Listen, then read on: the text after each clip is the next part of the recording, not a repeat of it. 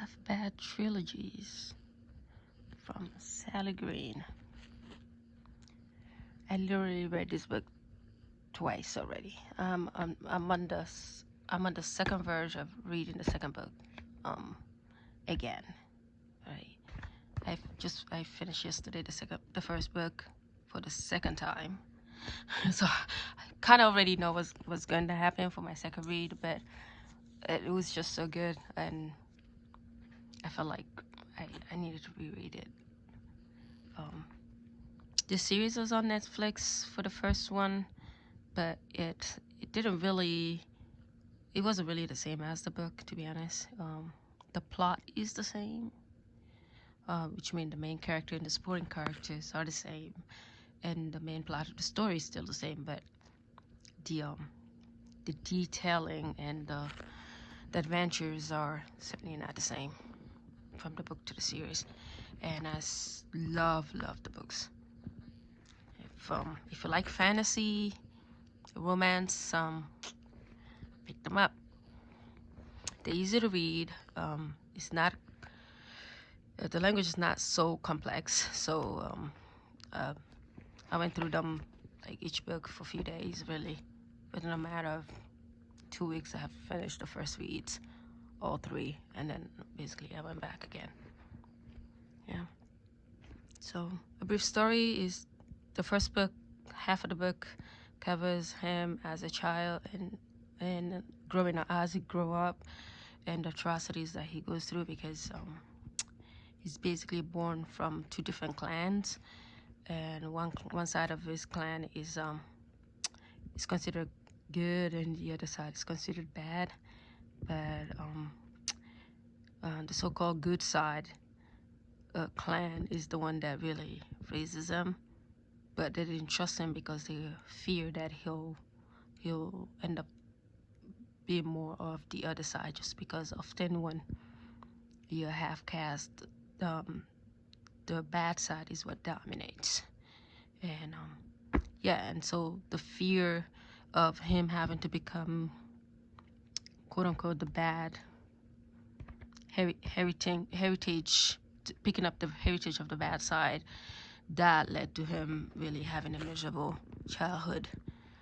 He goes through a lot of it's just horrible things. It's so well detailed that you literally will find yourself like not being able to, like having to pause, just because it's so much gruesomeness happening. So yeah, and then he had to find his identity by escaping the world that he's been brought up in, to seek for 3 gifts in order for him to complete the identity. And he's at the journey of doing that. And at the end of the first book, he gets his 3 gifts from his father eventually, and he becomes fully fledged of his for whatever identity he end up getting. He's basically gonna be a full black witch. The second book is after he gets his gifts and he's fully fledged witch. He had to rescue a girl that he falls in love, but then that girl is basically cursed to be in a dead-like sleep by another great witch. And so this is him trying to convince his friend, one of his good friend, Gabriel, to help him go and rescue his girl. All right. So but at the end, basically, he's the hero, the Prince Charming, but he ended up getting betrayed by the girl that he actually rescued, and that girl ended up causing the death of his father. And the last one is basically really revenge and more loss at the end. This last book is probably one of my favorites. It's really sad in many ways. There's quite a bit of romance in here. I don't want to give it away too much, because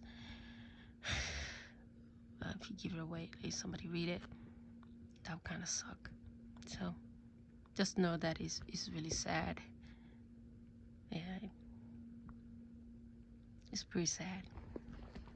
One of my favorite characters do die at the end, and